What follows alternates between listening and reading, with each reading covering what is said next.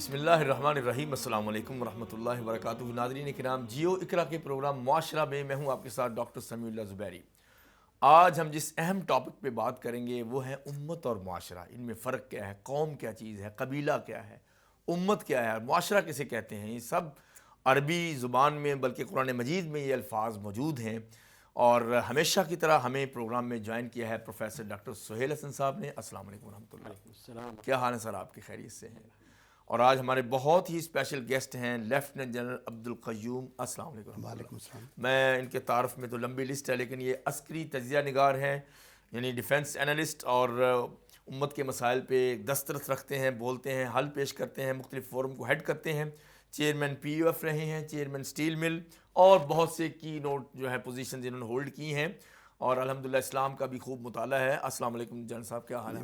خیریت سے ہیں؟ اللہ کا کرم۔ ہم گفتگو شروع کریں گے پروفیسر ڈاکٹر سہیل حسن سے۔ سر، قبیلہ کیا ہے، قوم کیا ہے، اور امت اور معاشرے، ان چیزوں میں فرق کیا ہے؟ جی، بسم اللہ الرحمن الرحیم، الحمدللہ رب العالمین، والصلاة والسلام علی سید المرسلین وعلی آلہ وصحبہ اجمعین۔ یہ وہ معاشرہ کہہ لیجئے، قوم کہہ لیجئے، امت ہے، اس کی ایک اکائیاں ہیں جو مختلف انداز سے ہمارے سامنے آتی ہیں، کہ جب یہ اکائی پہلی جو بنتی ہے وہ ایک میاں اور بیوی سے بنتی ہے، پھر خاندان بنتا ہے، اور اسی خاندان سے پھر وہ مختلف خاندان مل کے قبیلہ بناتے ہیں، اور اس قبیلے جو ہیں سب قبائل مل کے وہی پھر ایک معاشرہ بنتا ہے۔ تو جیسے کہ ہمیں قرآن کریم نے بتایا ہے کہ جعلناکم شعوبا و قبائل، تو ایک وہ قومیں ہیں، ایک وہ قبیلے ہیں، تو یہ اسی لیے کہ تاکہ ان کا تعارف ہو سکے، تو یہ تو اصل مقصد ہے۔ اس کے بعد پھر انہی سے مل کے ایک معاشرہ بنتا ہے، پھر ان تمام معاشرتوں سے جو مختلف ہوتے ہیں معاشرے، جیسے آج کل دیکھ رہے ہیں پوری دنیا میں اللہ تعالیٰ نے بھی فرمائی کنتم خیر امت اخرجت للناس، کہ تم وہ بہترین امت ہو جو لوگوں کے لیے جس کو برپا کیا گیا ہے۔ تو یہ پھر امت مسلمہ، یہ پوری ایک وہ بڑی چھتری ہے جس کے نیچے یہ سب قبائل بھی ہیں، خاندان بھی ہیں، معاشرے بھی ہیں، قومیں بھی ہیں، یہ سب اس میں شامل ہیں۔ اصل چیز وہ ہے جو کہ بتا دی گئی ہے کہ ایک امت ہو تم، تو یہی امت بن جانا، یہی وہ اصل چیز ہے جو کہ اللہ تعالیٰ بھی ہم سے چاہتے ہیں کہ ہم ایک امت بن کے رہیں، اور نبی کریم صلی اللہ علیہ وسلم کا بھی یہی مشن تھا، اور یہی آپ نے کیا اپنے پورے عرصے میں، جتنے عرصہ آپ رہے اس دنیا میں، کہ آپ نے پوری ایک امت متحد اور متفق امت بنانے کی کوشش کی، اس کے لیے پوری محنت کی۔ تو یہی چیز ہے کہ مسلمان جب ایک امت تھے تو کامیاب تھے، سرفراز تھے، پوری دنیا پہ انہوں نے حکمرانی کی ایک امت ہونے کی وجہ سے۔ لیکن جب وہ بکھر گئے، اور اس طرح بکھر گئے کہ ان کا جمع ہونا بھی مشکل نظر آتا ہے، تو پھر ان کے لیے پھر وہ ذلت، ناکامی، پسپائی اور کمی ہوتی چلی گئی، زوال کی طرف چلتے چلے گئے۔ Thank you very much general صاحب۔ امت کا تصور ایک تو مذہبی طور پہ بتایا، اور آپ ان پریکٹس رہے ہیں، تو امت جو ہے وہ دوبارہ جمع کیوں نہیں ہو رہی؟ تو پرانا ایک سوال ہے کہ کیوں زوال چلتا جا رہا ہے، کیا کوئی اس میں کوئی ہوپ فل چیز بھی ہے؟ دیکھیں جی، بسم اللہ الرحمن الرحیم۔ پہلے تو میں جیو کا مشکور ہوں جی، کہ اس طرح کا کردار سازی کا اور تعلیم کا اس طرح کے پروگرام جو ہیں یہ بڑے ضروری ہیں معاشرے کے لیے۔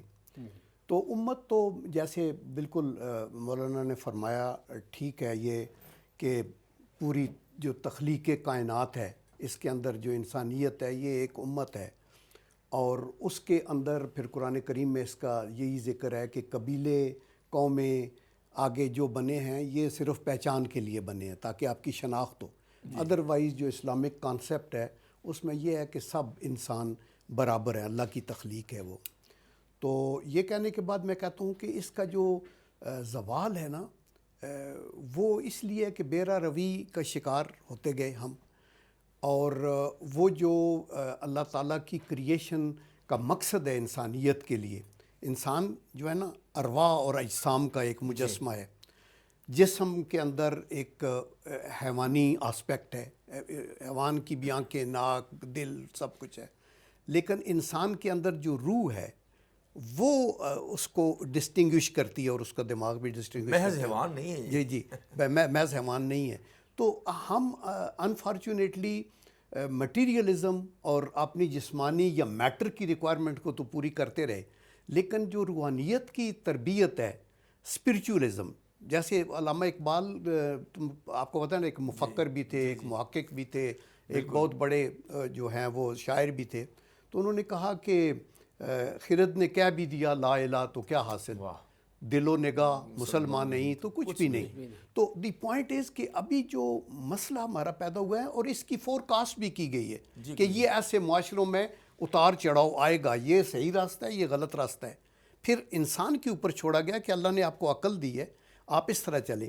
تو ہم کئی دفعہ کہتے ہیں, میں اگلے دن بھی ایک یونیورسٹی میں بات کر رہا تھا تو میں ان کو کہہ رہا تھا کہ لوگ کہتے ہیں جی کہ مسلمانوں کے پاس تیل کے ذخیرے ہیں, گیس کے ذخیرے ہیں, مال و دولت سے مالا مال ہم 57 کنٹریز ہیں, تو پھر ہم کیوں زوال کا شکار ہیں, ہم سب سے ہمیں آگے لگائے ہوئے.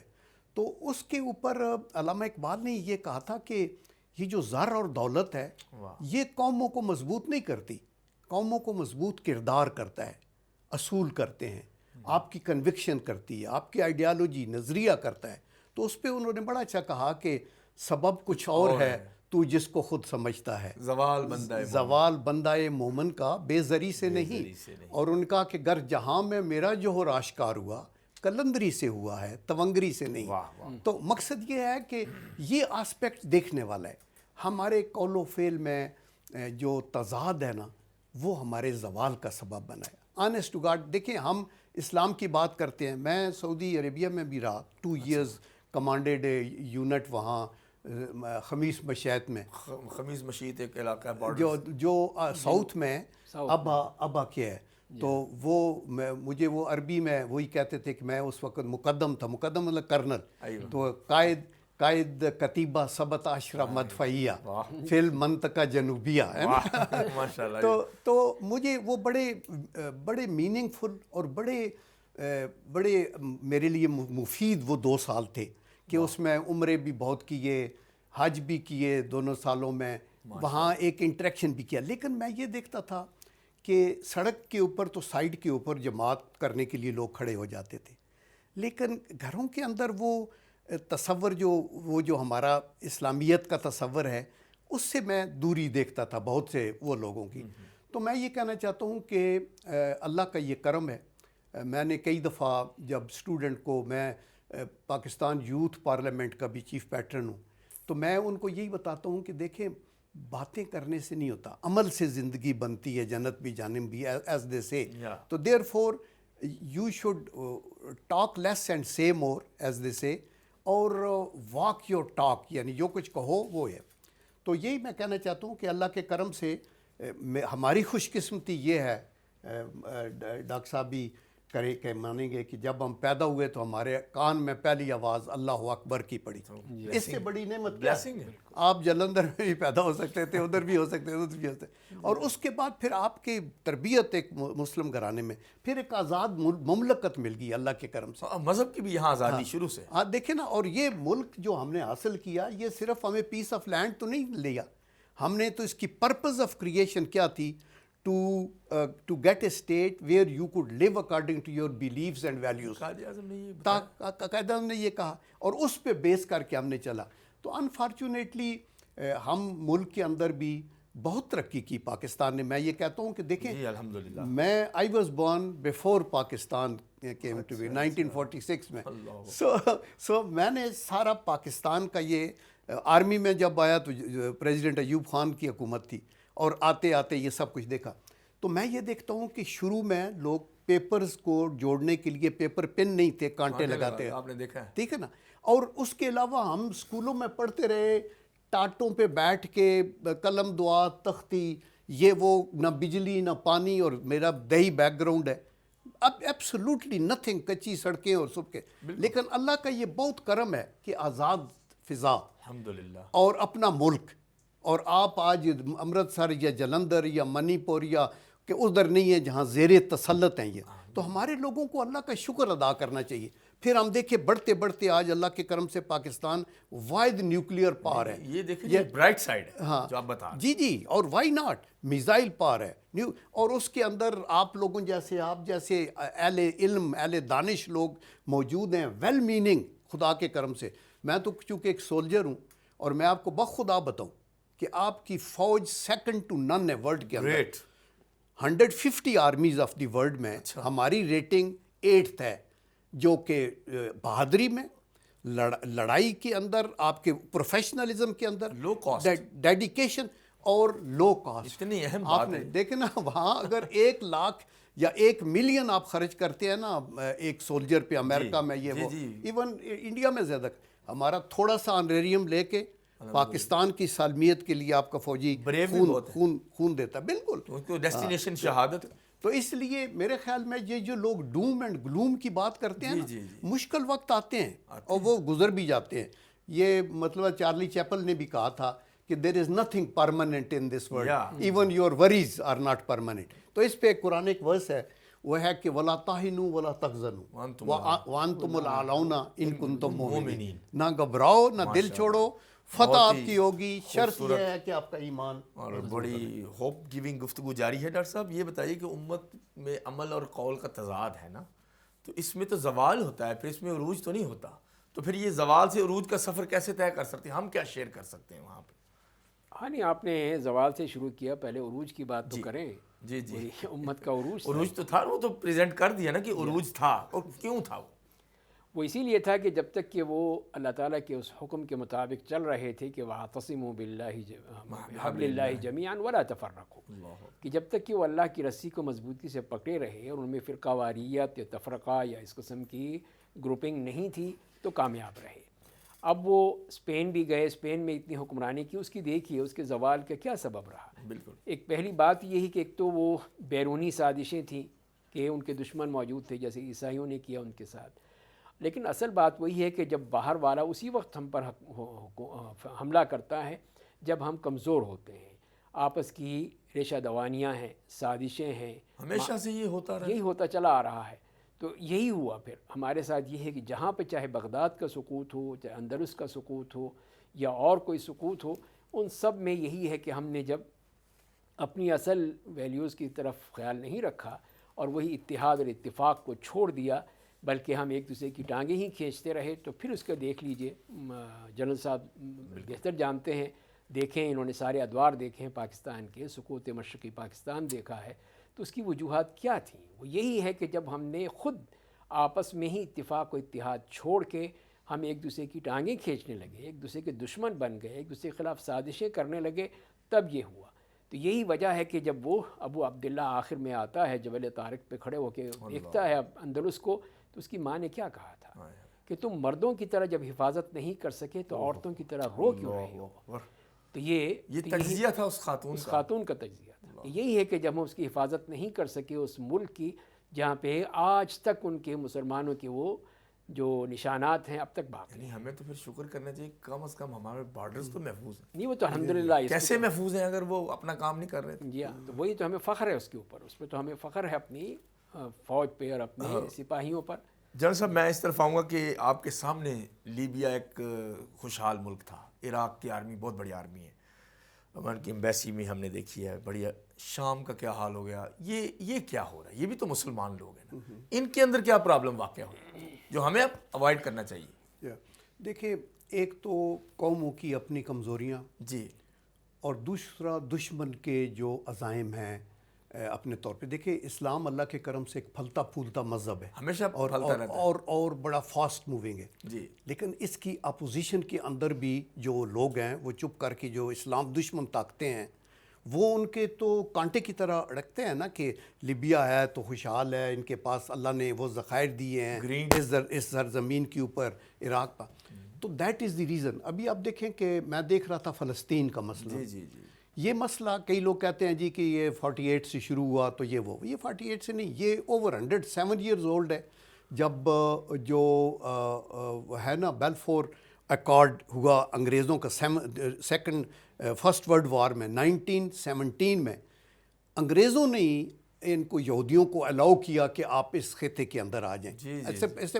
اس سے پہلے تو خلاف عثمانیہ تھی، اور انہوں نے بھی شفقت کی تھی تھوڑی سی کہ چلو یار ان کو تھوڑا الاؤ کر دیں، لیکن کنٹرول تھا. وہ کنٹرول تھا. دیکھیں ایکچولی تو رومن امپائر کے ٹائم میں بھی ان کی کچھ ایریاز تھے وہاں یہودیوں کے کچھ، لیکن ہوا یہ کہ انہوں نے ریوولٹ کی تو پہلی ریوولٹ میں 13 لاکھ مارے گئے، دوسری میں 2-3 لاکھ یہودی مار گئے، اور تیسری میں 35، اور پھر یہ صفحہ ہستی سے وہاں سے نکل گئے اور کو افریقہ چلا گیا، کچھ ادھر چلا گیا۔ یہ جب فرسٹ ورلڈ وار میں آٹومن امپائر کو شکست ہوئی نا، تو اس وقت انہوں نے ان کی حوصلہ افزائی کی اور ان کو کہا کہ جی یہ ادھر آ جائیں۔ تو یہ جو بیج ہے نا نفرت، حقارت اور یہ جو تنازع کے، کشمیر ہو یا فلسطین ہو، یہ برطانیہ نے ہی بوئے ہوئے ہیں۔ اچھا جی، ہاں آف کورس، بیکاز وہ نہ الاؤ کرتے تھے نا۔ تو ابھی اسرائیل کے جو عزائم ہیں وہ یہ ہیں کہ ایک گریٹر اسرائیل، جس میں مڈل ایسٹ کے اوپر وہ خانہ کعبہ اور حرمین شریفین پہ بھی نظریں رکھے ہوئے ہیں۔ آف کورس دیکھیں، ابھی آپ دیکھیں لیبیا، عراق، سیریا، لیبنان، گھس گیا، ہاں، تو اور چپ کر کے ٹینک چلا کے کوئی پوچھنے والا نہیں۔ یہ یونائٹڈ نیشن جو ہے یہ بھی ایک تفعیلی ادارہ ہے۔ پہلے لیگ آف نیشن ہوتی تھی، فرسٹ ورلڈ وار کے ہو گئی، اور اس کے بعد جو لیگ آف نیشن بنائی فرسٹ ورلڈ وار کے بعد کہ جی ملک کے اندر، دنیا کے اندر امن ہو، اس کو لینن ہے جو لیڈر تھا رشین، اس نے کہا یہ تھیوز کچن ہے، یہ چوروں کا باورچی خانہ ہے، تجزیہ بڑا۔ تو وہ فیل ہوئے، سیکنڈ ورلڈ وار آئی، تو اگر فرسٹ ورلڈ وار میں 2 کروڑ لوگ لقمہ اجل بنے تو سیکنڈ ورلڈ وار میں 6 کروڑ لوگ لقمہ اجل کرے، اور ہیروشیما ناگاساکی پہ بم بھی آگے، تو پھر یہ یو این او بنی۔ تو ابھی U N O total toothless ہے، اس کو آبجیکٹو تو کلیئر ہے، اس کو کوئی مطلب کام ہی نہیں کرنے دیتے نا، ویٹو پاورز رکھی ہوئی ہے، اور دیٹ از دی ریزن۔ تو یہ مسلمانوں کو ابھی سوچنا چاہیے۔ دیکھیں ہمیں ابھی فوکس اگر پاکستان پہ کریں نا، تو ہمیں پہلے یہ دیکھنا چاہیے کہ آج ہمارے مسائل کیا ہیں، نمبر 2 اس مشکل وقت سے آگے نکلنے کا راستہ کیا ہے۔ تو میں یہ سمجھتا ہوں کہ ٹوڈے ایک ہمارے ملک میں اگنورنس ہے، یعنی ایجوکیشن پہ دھیان نہیں ہے، دوسرا ہمارا پاپولیشن کا ایکسپلوژن ہے، یعنی میں یہ دیکھ رہا تھا کہ ہر سال ہم اپنے ملک میں کچھ 6 برونائی ایڈ کرتے ہیں، اور ہر دوسرے سال ایک ڈنمارک ایڈ ہوتا ہے۔ مطلب اتنی آبادی بڑھتی جا رہی ہے۔ نمبر 3 ان امپلائمنٹ ہے، نمبر 4 پولیٹیکل پولرائزیشن ہے، نمبر 5 یہ جو میڈیا سے باہر سے لوگ بیٹھ کے ملک کی سلامتی پہ حملہ آور ہیں، یہ ہیں۔ ان چیزوں کو کنٹرول کرنے کے لیے نا ہمیں ملک میں اتحاد پیدا کرنا چاہیے، حکومت کو محنت کر کے ذمہ داری لینی چاہیے۔ یہ نہیں کہنا کہ ماضی میں یہ ہوا، ماضی میں یہ ہوا۔ یہ ہم اگر حکومت میں ہیں یا جو لوگ حکومت میں ہیں وہ اس کو کام کریں، اس پہ ہمیں کوئی ڈاؤٹ نہیں ہے کہ اگر ہم اپنے کام کرتے رہتے جو اقتدار کے ایوانوں میں لوگ آئے تو آج ہم اس اسٹیٹ میں نہ ہوتے، تھوڑا سا تو آگے ہر کوئی بڑھے گا۔ اور اس کے اوپر وہ میرے خیال ہے علامہ اقبال کا یہ ہے کہ ہر چارہ گر کو چارہ گری سے گریز تھا، ورنہ ہمیں جو دکھ تھے بہت لادوانا تھا۔ کیا بات ہے، کیا بات، بہت خوبصورت گفتگو چل رہی۔ ناظرین یہاں وقت ہوا ہے چھوٹی سی بریک کا، بریک کے بعد پروفیسر ڈاکٹر سہیل حسن صاحب سے اسی پہ مزید گفتگو جاری رکھیں گے۔ ویلکم بیک ناظرین، جیو اقرا کے پروگرام معاشرہ میں ہم گفتگو کر رہے ہیں امت کے مسائل پر، امت کیا ہے، معاشرہ کیا ہے۔ پروفیسر ڈاکٹر سہیل حسن صاحب کے یہ جو ذمہ داری ہے ہماری معاشرے میں بطور ذمہ دار مسلمان، یہ ہم ادا کریں گے تو وہ امت آگے جائے گی نا، تو وہ ذمہ داریاں ہماری بنیادی کیا ہو سکتی ہیں؟ جی ہاں بالکل، بہت اہم ہے، ہر شخص کی ذمہ داری ہے، جیسے کہ ہمیں کہا بھی گیا ہے کہ تم سب جو ہے وہ ذمہ دار ہو، نگراں ہو، تم سے تمہاری رعیت کے بارے میں پوچھا جائے گا۔ ہر شخص پوری اس معاشرے میں اپنی اپنی جگہ، چاہے اپنے گھر میں ہے، اپنے اسکول میں ہے، کالج میں ہے، یونیورسٹی میں ہے، حکومت میں ہے، اقتدار میں ہے، جہاں پر بھی ہے اس سے اس کی رعیت کے بارے میں پوچھا جائے گا۔ اس میں پہلی چیز یہی آتی ہے ایک معاشرے کے لیے کہ اس میں وہ تعلیم کا معاملہ جو ہے سب سے بڑی بات جو ہے، جیسے ہمارے ہاں کتنی ہی ایسی یہ دیکھتے ہیں کہ نسبت جو ہے بہت کم ہے پڑھے لکھے لوگوں کی، وہ شہروں میں تو نظر آئیں گے لیکن دیہاتی علاقے ہیں ان میں ہے، جب تک کہ وہاں پہ وہ صحیح معنی میں وہ تعلیم دی جائے، اور تعلیم میں بھی سب سے پہلے جو ایک مسلمان کے لیے ضرورت ہے کہ وہ اس کو پہنچائی جائے کہ ایک مسلمان کیا ہوتا ہے۔ ہمیں یہ نہیں معلوم ہوتا کہ ہم حج کرنے جا رہے ہیں، عمرہ کرنے جا رہے ہیں، رمضان میں روزے رکھ رہے ہیں، نمازیں پڑھ رہے ہیں، مسجد میں بھی جا رہے ہیں، لیکن وہاں کے آداب کیا ہیں، وہاں کے اخلاق کیا ہیں، وہاں کی کیا ضرورتیں ہیں جو ہمیں معلوم ہونی چاہیے۔ تو یہ بنیادی چیزیں ہیں، اس کا ہی علم ہمیں نہیں ہے۔ ابھی میں دیکھ رہا تھا کہ کہیں پہ کوئی نوجوانوں سے پوچھ رہا تھا کہ ہمارے آخری نبی کون ہیں، تو کوئی جواب دینے والا نہیں تھا۔ تو یہ اس حالت، جب ہماری اس طرح جہالت اس حد تک پہنچ جائے تو اس سے کیا تصور کیا جا سکتا ہے۔ تو یہی چیز ہے کہ پہلی چیز وہی علم کی، تعلیم کی، علماء کی، اساتذہ کی ذمہ داری ہے کہ وہ اس قوم کو صحیح معنی میں علم عطا کریں تاکہ وہ یہ کچھ جان سکے۔ ترقی تو اپنی جگہ ہوگی، حکومتیں کوشش کرتی ہیں، لیکن جب تک ایک معاشرے میں علمی اقدار، علم کے ذریعے سے تہذیبی اقدار نہیں آئیں گی، اس وقت تک وہ معاشرہ نہیں بن سکے گا۔ وہ ایک ریوڑ تو بن سکتا ہے لیکن ایک معاشرہ نہیں بنے گا۔ ہجوم بن گیا ابھی۔ جی ہاں، وہی ہجوم ہے، ایک ہجوم کی بات ہے۔ دوسری بات ہے وہی اخلاقی قدروں کی بات ہے کہ اخلاقیات، کہ ہمیں کچھ تو ہیں، ہمیں یہ خوشی ہوتی ہے کہ بڑوں کا احترام موجود ہے، چھوٹوں پہ شفقت موجود ہے، فوراً کوئی دیکھتے ہیں کوئی بزرگ آئے ہیں تو ہمارے نوجوان کھڑے ہو جائیں گے، جگہ دیں گے، بٹھائیں گے، ان کی مدد کریں گے۔ یہ بہت اچھی بات ہے، ختم نہیں ہوا۔ جی ہاں، ختم نہیں ہوا، معاشرے میں موجود ہیں، آپس کے تعلقات ہیں، خاندانی تعلقات ہیں، رشتہ داروں کے ساتھ حسن سلوک ہے۔ تو یہ چیزیں ابھی تک الحمدللہ ہمارے معاشرے میں موجود ہیں، لیکن ضرورت اسی بات کی ہے کہ ان کو بڑھایا جائے کہ آج کی جو نئی نسل ہے وہ ان چیزوں سے دور ہوتی چلی جا رہی ہے، ان بعض چیزوں کی وجہ سے جو کہ ہمارے ہاں آ گئی ہیں یا پیدا ہو گئی ہیں، کہ جن کی وجہ سے ہم اپنی جو قدریں ہیں، اپنی زبان کو بھی بھول رہے ہیں، اپنی قدروں کو بھی بھول رہے ہیں، اپنی جو معاشرتی روایات ہیں ان کو بھی پیچھے ہٹتی چلی جا رہی ہیں آہستہ آہستہ۔ ایسا نہ ہو کہ کچھ وہ موقع آ جائے کہ سب چیزوں سے ہم بالکل ہی ماورا ہو جیسے جائیں۔ کئی قوموں میں ہوا ایسے، جی ہاں، ہوا ہے، بھول گئے وہ۔ بھول گیا۔ بھی زبان کے جیسے کہ مثال دیتا ہوں کہ میں ترکیہ جانا ہوا، دیکھا میں نے ان کو، تو وہاں پہ اب وہ میں جو میرے ساتھ تھے وہاں پہ ہم لوگ آفیشیل ٹور پہ گئے تھے، تو میں نے پوچھا جو کہ آپ قرآن پڑھ سکتے ہیں؟ تو انہوں نے کہا نہیں، میں قرآن نہیں پڑھ سکتا، اس لیے کہ ان کی جب وہ اس کا رسم الخط ہی بدل دیا گیا اور اس کو رومن میں کر دیا گیا ان کی زبان کو، تو اب وہ جو یہ تیسری نسل ہے جو کہ اس سے بالکل ہی بے بہرا ہے۔ میں نے پوچھا پھر تمہارے ہاں کون پڑھ سکتا ہے؟ اس نے کہا میرے دادا پڑھ سکتے ہیں۔ اندازہ کریں، پاکستان میں تو الحمدللہ یہ پھر بھی حالت اچھی ہے۔ یہ اچھی ہے کہ ہمارے ہاں یہ ہے، لیکن اب جب ہم اپنی زبان کو چھوڑتے جا رہے ہیں، اس کو رومن میں لکھنا جو ہے اپنا زیادہ فخر سمجھتے ہیں، تو پھر یہی نتیجہ نکلے گا کہ اگلی نسلیں جو آئیں گی وہ پھر اپنی جو اصل جو اسکرپٹ ہے ہمارا اس کو بھول جائیں گی کہ یہ بھی ہمارا رسم الخط ہے۔ قرب قیامت کی ڈاکٹر صاحب کچھ نشانیاں تو پوری ہو رہی، بڑی نشانیاں تو ابھی آنی ہیں۔ یہ جو گریٹر اسرائیل کا تصور ہے اور وہ آگے انویژن اس کی بڑھتی جا رہی ہے، تو اس میں ہے کوئی اشارات؟ نہیں، وہ اس کا جو بھی کہے گا وہ تو انشاءاللہ ایسی چیزیں نہیں ہوں گی۔ وہ تو یہ کہتا ہے کہ مدینے میں جہاں پہ یہودیوں کے قبیلے تھے وہ بھی ہم اس کو قبضہ کریں گے، جیسے جنرل صاحب نے بھی ذکر کیا۔ تو یہ چیزیں تو ہیں اس میں، لیکن انشاءاللہ اللہ تعالیٰ حفاظت کرے گا اپنے ان مقدس مقامات کی بھی، اور مسلمان بھی، اور مسلمان فوجیں انشاءاللہ اس کی حفاظت کریں گی، اس پہ ہمیں کوئی شک نہیں ہے۔ ہمیشہ وہ دفاع کرنے والے پیدا ہوتے رہیں گے انشاءاللہ وہ ہوں گے۔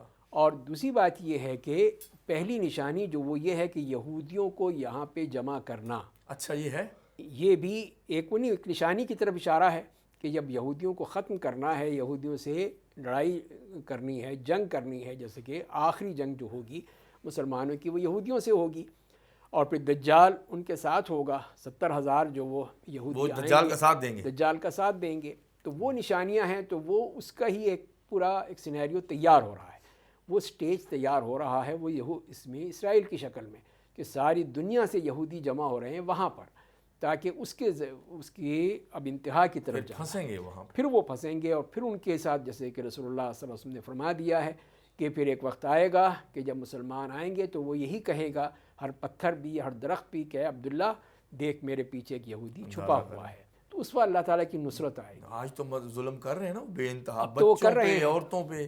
جی، اب تو وہ ظلم کر رہے ہیں، لیکن ایک وقت آئے گا کہ ان سب کا ان کو حساب چکانا ہوگا۔ اچھا جناب صاحب، قوموں میں جنگیں بھی ہوتی رہی ہیں، بڑا بڑا سپریس کیا گیا ہے، پھر وہ اٹھ جاتی ہیں قومیں، کچھ آپ اس بارے میں بتائیے ہمیں۔ جی ہاں، فار شور۔ دیکھیں، دو امپارٹنٹ آسپیکٹ بات ہوئی، ایک تعلیم کی، بالکل اچھی مولانا صاحب نے بات کی کہ تعلیم ایک بنیادی زیور ہے انسان کا، اور نبی کریم صلی اللہ علیہ وسلم نے فرمایا کہ چین بھی جانا پڑے تو جا کے تعلیم کو حاصل کیا جائے۔ لیکن تعلیم alone از ناٹ انف، یعنی knowledge is important, but unless you share the knowledge and practically اس کے اوپر عمل نہ کریں تو وہ پھر نالج کسی کا وہ فائدہ نہیں ہے، ایسا درخت جس کا پھل ہی نہ ہو۔ اچھا، اور دوسرا یہ ہے کہ تعلیم کے ساتھ جو مولانا نے بھی ریفرنس کیا ہے، تربیت از امپارٹنٹ۔ ویسٹ کا جو بز ورڈ ہے نا وہ آزادی ہے، دیٹ از مادر پدر آزادی، جوان بچیاں رات کو باہر بھی رہ جائیں تو کہتے ہیں نہیں it's my I am adult, میرا کوئی پوچھ نہیں سکتا. ہمارا جو بز ورڈ ہے اسلامیت میں یا ہمارا مسلمانوں کا وہ حیا ہے. ماشاء اللہ. ہماری آزادی ہے حدود و قیود کے بہت اندر آزادی ہے، اور اس سے زیادہ ہے ماشاء ہاں، اللہ. اور اس سے زیادہ ہے، اور احترام بھی وہ اس لحاظ سے ہے. تو اس لیے تعلیم کی میں جو بات کرتا ہوں تو میں کہتا ہوں تعلیم کے ساتھ تربیت جہاں ہم سفر ہمیشہ کر رہے ہیں، اور انوویٹو ایجوکیشن اور to the point targeted education, تاکہ جو آپ کے ملک کی ضرورت ہے صرف کتابیں اس میں، پڑھنا نہیں، اور صرف دینی تعلیم نہیں، دنیاوی تعلیم نہیں، دینی تعلیم بھی ساتھ، وہ بڑی ضروری ہے. تاکہ آپ کا ہمارے ملک کا جو تعلیمی نظام ہے اس میں یہ ہے کہ آپ میٹرک کریں، ایف اے کریں، پھر آپ کے پاس چوائس ہے فوج میں چلے جاؤ، سی ایس پی چلے جاؤ، ڈاکٹر بن جاؤ، وکیل. عالم بننے کے لیے آپ نے بچے کو بلڈ کر کے نہیں لے کے آئے. تو اس لیے اگر بنیادی طور پہ ہر کلاس میں وہ ہو، اور اس کے بعد اس کو یہ چوائس ہو کہ آپ نے عالم بننا ہے، اگر آپ نے یہ فقہ کی طرف جانا ہے تو وہ اس کے اندر بنیاد ہی نہیں ہے. تو اگر ایک اسلامی ملک میں جو اللہ کے نام پہ ہم نے حاصل کیا وہ کرنا جو ضروری ہے. دوسرا آپ کہتے ہیں نا جنگیں، آف کورس دیکھیں جب سے انسان کی تخلیق ہوئی، حضرت آدم علیہ السلام سے لے کے ابھی تک ان کے 2 بیٹوں کو حابیل قابیل کی لڑائی آپس میں پتھر مار کے ہوئی، تو یہ جنگیں اتنی پرانی ہیں جتنی انسانیت پرانی ہے.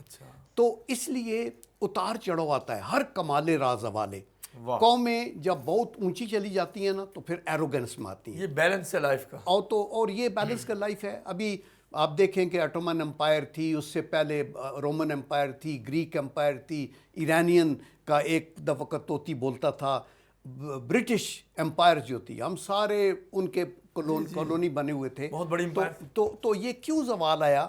بیکاز جب آپ اس طرح ایک ایروگنٹ ہو گئے. آج امریکہ کی یہ سٹیٹ ہے، اور آج بھی جو سینٹر آف گریوٹی ہے فائنانشل بھی اور طاقت کا، وہ ویسٹ سے ایسٹ کو شفٹ ہو رہا ہے فار شور. آپ دیکھیں ادھر اگر نیٹو ہے تو ادھر برکس کے ساتھ کا ان کو ڈاؤٹ پڑ گیا ہے کہ یہ سارے جو، بیکاز دنیا کی جو آبادی ہے نصف سے زیادہ وہ ایسٹ اس سائڈ کے اوپر آ گئی ہے. تو میرے خیال میں ان کنٹریز کو بھی یہ سوچنا چاہیے کہ لوگوں کو جینے کا حق ملنا چاہیے. اور آئی کین اشور یو کہ جنگوں سے مسائل حل نہیں ہوتے. ماضی میں آپ نے ایٹم بم بھی استعمال کر کے دیا. مسائل حل تب ہوں گے اگر ہم 21ویں صدی میں اپنے آپ کو ایجوکیٹڈ کہتے ہیں، اور ہم کہتے ہیں کہ انفارمیشن ٹیکنالوجی کا ایک بریک تھرو ہے، تو آپ اس کو جو کنسٹرکٹیو طریقے سے استعمال کریں. ہم پاکستان میں کہتے ہیں نا مجھے بولنے کی آزادی ہے، مجھے چلنے پھرنے کی آزادی ہے، میں جو مرضی ہے کہہ لوں. ہم ایک حدود کو کراس، اس کے اوپر بھی ایک پابندی ہے. میں اس حد تک بات کر سکتا ہوں جو آپ کے جذبات کو وہ نہ ٹھیس پہنچائے. اس پہ بھی علامہ اقبال کا بہت اچھا شعر ہے جو میں ضرور پڑھوں گا. وہ ان کہتے ہیں کہ آزادی افکار سے ہے ان کی تباہی، رکھتے نہیں جو فکر و تدبر کا سلیقہ، ہو فکر اگر خام تو آزادی افکار انسان کو حیوان بنانے کا وہی بن گیا. آپ دیکھیں کہ جو باہر بیٹھے ہوئے لوگ اس طرح کی باتیں کر آ کے فساد مچا رہے ہیں ملک کے اندر، اور جھوٹ ٹوٹل فیک باتیں کر کے کریکٹر اسیسینیشن. یہ بخدا میں کہتا ہوں کہ مسلمان تو ایک اللہ کا کرم ہے، ہم بڑا فخر کرتے ہیں. نارمل ایک انسان جو کسی مذہب میں ہو وہ بھی اس حد تک نہیں گرتا جتنے ہمارے فریڈم آف سپیچ کا غلط فائدہ اٹھا رہے ہیں. جی وہاں پہ میں ہاؤس آف لارڈز میں گیا کچھ عرصہ پہلے، تو مجھے اس وقت یہ خاک نبی کریم صلی اللہ علیہ وسلم کے متعلق وہ ڈنمارک میں اور وہاں مجھے بھی موقع ملا بات کرنے کا. تو میں نے ان کو انٹرنیشنل لا کوٹ کیا. میں نے کہا دیکھیں آپ کی آزادی ضرور ہے، لیکن آپ کی آزادی یہ نہیں ہے کہ آپ میرے جذبات کو مجروح کریں، اور اس کے لیے آپ اپنی آزادی اپنے طور پہ استعمال کریں. ہمیں اپنی آزادی ہم اس کے مطابق چلیں گے. تو اس لیے آئی تھنک بین الاقوامی سطح کے اوپر میڈیا کو استعمال کر کے آپ وہاں گئے، آپ نے وہ ان کو کوٹ کیا، تو یہ بھی ایک شیئرنگ ہے اور آپ کا حصہ ہے. یہ ناظرین یہاں وقت ہوا ایک چھوٹی سی بریک کا. بریک کے بعد ڈاکٹر سہیل حسن صاحب سے پوچھیں گے کہ کیا مغرب میں جو ترقی ہو رہی ہے اور پاکستان کو اس سے کمپیئر کرنا درست ہے، یا ہمارے ہاں بھی کوئی خوبیاں موجود ہیں یا نہیں ہیں. ہمارے ساتھ رہیے. ویلکم بیک ناظرین. جیو اقرا کے پروگرام معاشرہ میں بات ہو رہی ہے مسائل، امت کے مسائل اور اس کا حل کیا ہے. پروفیسر ڈاکٹر سہیل حسن صاحب مغرب نے بڑی ترقی کر لی ہے تو ہمیں یوں لگ رہا ہے کہ ہم نے کوئی ترقی ہی نہیں کی. تو آپ کا کیا خیال ہے؟ جی ہاں، ہم سوچتے تو یہی ہیں، اور اسی سے ہی ہماری آنکھیں جو ہیں وہ خیرہ ہو جاتی ہیں کہ ان کی ترقی کو دیکھ کے ہم سمجھتے ہیں کہ ہم بہت ہی پیچھے بیکورڈ ہیں. ہیں. جی ہاں، تو حقیقت میں ایسا نہیں ہے جی کہ یہ جو ترقی ہے یہ ایک صرف مادی ترقی ہے. مادی ترقی ہے کہ ٹھیک ہے وہ انہوں نے کر لیا، یہ بنا لیا، وہ بنا لیا، یہ سب چیزیں کر لی، لیکن اگر انسان نہ رہے تو ترقی نہیں ہوتی. واہ، مسئلہ یہی ہے کہ وہ انسان نہیں رہے، وہ حیوانیت میں پڑ گئے ہیں. حیوانیت میں پڑ گئے. صحیح کہا آپ نے، وہ خاندانی نظام تباہ ہو چکا ہے وہاں. اللہ، ابھی اس کو میں جیسے سنا ہے ابھی- فکر مند بھی جی، بہت ہیں وہ. جیسے جنرل صاحب نے ابھی کہا کہ وہ بچہ بڑا ہو گیا، جوان ہو گئی لڑکی، جاؤ دفع ہو جاؤ. ینگ. بالکل، اب اس کو چھوڑ دیا کہ وہ جائے معاشرے میں جو مرضی کرتی پھرے. تو اسے کیا معلوم کہ اچھا کیا ہے برا کیا ہے؟ وہ تو ماں باپ سکھاتے اور ہیں. ہمارے معاشرے کی حیا ہی چبھتی ہے ان کو. جی ہاں، وہی ان کو برا لگتا ہے. تو یہی چیزیں ہیں کہ اصل چیز جو تھی ان کی، وہ اگر ترقی کرتے اخلاق میں، اپنی ویلیوز میں، اپنے روحانی انداز میں، تب تو بات بنتی. وہ تو ہے ہی نہیں بالکل. وہ صرف اور صرف ایک مادہ پرستانہ ماحول ہے کہ جس میں وہ اسی میں لگے ہوئے ہیں کہ کس طرح ہم آگے بڑھیں، کس طرح ہم کما لیں، کیسے پیسے آ جائیں، دولت آ جائے، اور باقی جتنی بھی ان کی عیاشیاں ہیں وہ سب مل جائیں. یہ صرف ان کی شہوات ہیں، ان کو پورا کرنا ہے. تو یہ ترقی تو نہیں ہے، اس کو ہم ترقی نہیں کہہ سکتے کہ یہ تو صرف ایک ظاہری ایک عکس ہے. اصل چیز جب یہ کہ معاشرہ وہ تباہ ہوتا چلا جائے، اور اس میں ابھی دیکھ لیجئے کہ ایک یہودی ہیں، وہ جب فوجی لڑ رہے ہیں تو وہ اب جب وہ ان کو لایا جاتا ہے تو وہ روتے ہیں، چیختے ہیں، چلاتے ہیں، خودکشیاں کرتے ہیں کہ نہیں ہم نہیں جائیں. ذہنی مریض بن گئے. ذہنی مریض بن لیکن گئے. کوئی مسلمان واریر جو ہے وہ ایسے نہیں ہوتا. ایسا نہیں ہوتا. یہ فرق دیکھ لیجئے کہ وہ ہے ایک مادہ پرستانہ ماحول میں پیدا ہوا فوجی ہے کہ وہ اس کے ہاں موت جو ہے وہ اس سے اتنا ڈر رہا ہے، خوف زدہ ہے کہ اس لیے اس کو کوئی جذبہ ہے ہی نہیں اس کے ہاں. اس کے مقابلے ایک مسلمان فوجی جو ہوتا ہے جس کے اندر ایک روحانیت ہے، اس میں ایک شہادت کا جذبہ ہے، اس میں ایک ولولہ ہے، منزل معلوم ہے. منزل معلوم ہے اس کو، تو وہ پھر آگے بڑھ کے کچھ بھی ہو جائے وہ دیوانہ وار لڑے گا. یعنی آپ فرما رہے ہیں کہ ہمارے جو جوان ہیں ان میں بھی خیر باقی ہے. جی، تو وہی میں عرض کر رہا ہوں نا کہ یہ چیز ہے، یہ ہے اصل فرق جو بتا رہا ہوں کہ وہ وہی مادہ پرستانہ ماحول میں اور ایک یہ روحانیت والے ماحول میں بہت بڑا فرق ہوتا ہے. کہ یہ ہو تو مغرب کی ترقی سے ہمیں وہ متاثر نہیں ہونا چاہیے، اس سے مرعوب نہیں ہونا چاہیے. ان کی ترقی جو ہے پھر وہ کسی زمانے میں کسی طور پہ بھی ختم ہو سکتی ہے، جب وہ اس حد تک گر سکتے ہیں کہ جیسے کہ جنرل صاحب نے بھی اشارہ کیا کہ وہ ہیروشیما اور وہ ناگاساکی جیسے ان کی ترقی کا یہ ہے نتیجہ. سویلینز پہ مار دیا انہوں نے بلا وجہ. بلا وجہ. جی بالکل، پورے 2 علاقے بالکل تباہ و برباد کر دیے، تہس نہس کر دیے. تو کیا یہ انسانیت ہوتی ہے؟ بہت عمدہ. جی تھینک یو ویری مچ. لطن صاحب، آخر میں کوشچن ہے کہ بہت سے مسائل کا ذکر ہوا ہے. جی جی جی. کہ ہمارے ہاں نا مایوسی پھیلائی جاتی ہے. اب وی لاگ کر کے لوگ بڑے بڑا جناب کہتے ہیں جی فوج نے یہ کر دیا، حکومت نے یہ کر دیا، پاکستان میں کچھ نہیں ہے.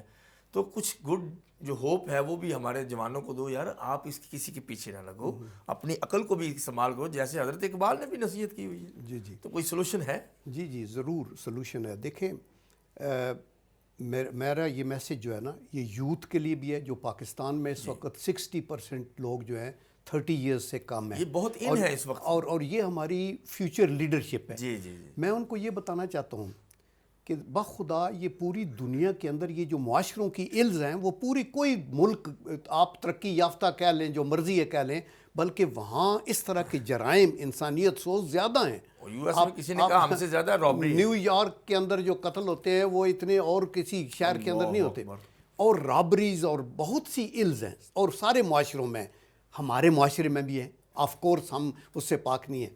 تو لیکن یہ جو ایک ایٹیچیوڈ ہے نا سیلف بیشنگ کہ ہم اپنے آپ کو ہمیشہ گندے پاکستان کا یہ وہ باہر بیٹھے، اس کے اوپر بھی بڑا اچھا میرے خیال ہے احمد فراز نے کہا کہ ہر جسم داغ داغ تھا لیکن فراز ہم بدنام یوں ہوئے کہ بدن پہ کبا نہ تھی.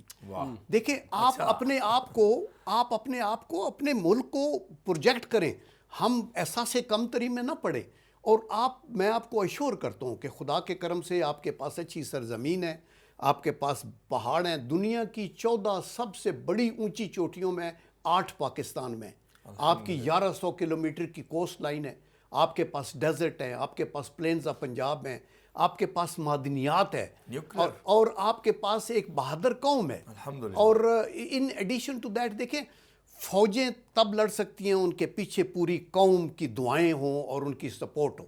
ہم اپنی فوج پہ فخر کرتے ہیں اور ہم یہ سمجھتے ہیں کہ اللہ کے کرم سے یہ فوجی قومی سلامتی کی ضامن ہے اور اسی نے چاروں صوبوں کو ایک قومی فوج نے جوڑ کے رکھا ہوا ہے. آج ہماری فوج کے اندر سندھ سے کو 78,000 بچے ہیں. آپ کے بلوچستان سے پہلے نہیں ہوتے تھے 25 سے 30,000 لوگ فوج میں ہیں. 82,000 یہ خیبر پختونخوا سے ہیں. آبادی کے لحاظ سے پورے پنجاب سے ہیں, گلگت بلتستان سے ہیں, کشمیر سے ہیں. تو یہ فوج سارے بہادر لوگ اور دیکھیں یہ سپاہی اپنی یوتھ میں 22 سال کی عمر, 18 سال کی عمر, کیپٹن, میجر, کرنل, ایون آپ یہ دیکھیں کہ ہمارے لیفٹنٹ جنرل کے رینک کے لوگ اپنی شہادتیں دی ہیں ملک کے لیے, ان کی ساری زندگیاں آگے پڑھی ہیں ایون دین. تو دیر فور اگر آگے ہم نے چلنا ہے تو ہمیں کیا کرنا ہے؟ خدا کے لیے یہ جو فالس پروپیگنڈا باہر سے آتا ہے, یہ جو ڈیجیٹل ٹیررزم ہے جو ہمیں, ہاں بالکل یہ آپ نے نام دیا ہے, یہ نام بڑا ان ہے. یہ سارے باہر سے جو ٹیررائز کرتے ہیں نا لوگوں کو, اس کو یہ کہتے ہیں کہ یہ کانسلیٹ. آج پاکستان ہائیبرڈ وار کا شکار ہے. یہ مسئلہ ہے. یعنی وہ سمجھتے ہیں کہ نیوکلیئر پاکستان سے جنگ نہیں کرنی کیونکہ یہ جنگ کرو گے تو ان کے پاس بھی ہے. تو ہائیبرڈ وار میں کیا ہے کہ ان کے اندر پولیٹیکل پولرائزیشن کریٹ کرو, ایک فالٹ لائن, تاکہ یہ آپس میں لڑیں. نمبر 2, ان کی فوج موسٹ پاپولر ہے, اس کے خلاف حقارت کا جذبہ پیدا کریں تاکہ قوم کی نظروں میں وہ گر جائے. نمبر 3, سائبر اٹیکس کریں. نمبر 4, ان کی اکنامک آئسولیشن کریں. نمبر 5, ان کو ڈپلومیٹکلی بھی آئسولیٹ کرنے کی کوشش کریں جیسے انڈیا کرتا رہتا ہے, جیسے انڈیا. اور یہ پروپیگنڈا ہے. اور 5واں کہ ان کو ٹیررزم کی وجہ سے ڈرانے کی کوشش کریں. اللہ کے کرم سے یہ خوارج جو ہیں یہ پاکستان کی بالکل ایک کچھ بگاڑ نہیں سکتے. اس سے پہلے نیشنل ایکشن پلان بنا تھا, آپ نے یہ جو بچے ہمارے ان لوگوں نے ذبح کیے تھے خیبر پختونخوا میں, اس کے بعد وہ بنا اور ہم نے ان کی کمر توڑی تھی. آج بھی خدا کے کرم سے یہ ہماری جو جذبہ ایثار ہے پاکستانی قوم مجاہدوں میں, وہ فوج میں ہوں, پولیس میں ہوں, وہ سیکنڈ لائن فورسز میں ہوں, وہ سیولین ہوں, اس جذبہ ایثار کو یہ انڈرمائن نہیں کر سکتے. تو پاکستان ایک مضبوط ملک ہے خدا کے کرم سے. اور میں یہی کہوں گا کہ وہ احمد ندیم قاسمی کی اس دعا کے ساتھ کہ خدا کرے کہ میری ایک بھی ہم وطن کے لیے حیات جرم نہ ہو, زندگی وبال نہ ہو, اور خدا کرے کہ میری عرض پاک پہ اترے وہ فصل گل جسے اندیشہ زوال. بہت خوبصورت بات کی ہے کہ یوتھ میں بہت کرنٹ موجود ہے, لیکن ان کو پلیز پازیٹیو لیں. آپ اگر ان چیزوں کا حصہ بھی بنیں گے تو آپ کا اپنا ہی کام خراب ہوگا, نہ بزنس اچھا چلے گا, نہ جاب اچھی کریں گے, نہ آپ کی پرسنالٹی ڈیولپمنٹ ہوگی. لیفٹیننٹ جنرل عبدالقیوم صاحب نے ہمیں آج جوائن کیا تھا ایک اسپیشل گیسٹ کے طور پہ, اور انہوں نے بہت اچھا تجزیہ کیا ہے امت کس طرح جوانوں سے بنتی ہے, نشو نما پاتی ہے, اور کس طرح وہ خراب بینی سے ہوتی ہے. اور انہوں نے نصیحت بھی پروفیسر ڈاکٹر سہیل حسن صاحب نے قرآن و سنت کی روشنی میں بتایا کہ معاشرہ امت کی طرف کیسے گامزن ہوتا ہے. ڈاکٹر صاحب آپ کا شکریہ, جنرل صاحب آپ کا بھی بہت شکریہ. اس وقت آپ تشریف لائے اپنی بہت سی مصروف زندگی میں سے. ناظرین کرام, جیو اقرا کے پروگرام معاشرہ میں اپنے ہوسٹ ڈاکٹر سمیع اللہ زبیری کو اگلے پروگرام تک اجازت دیجیے. اللہ حافظ.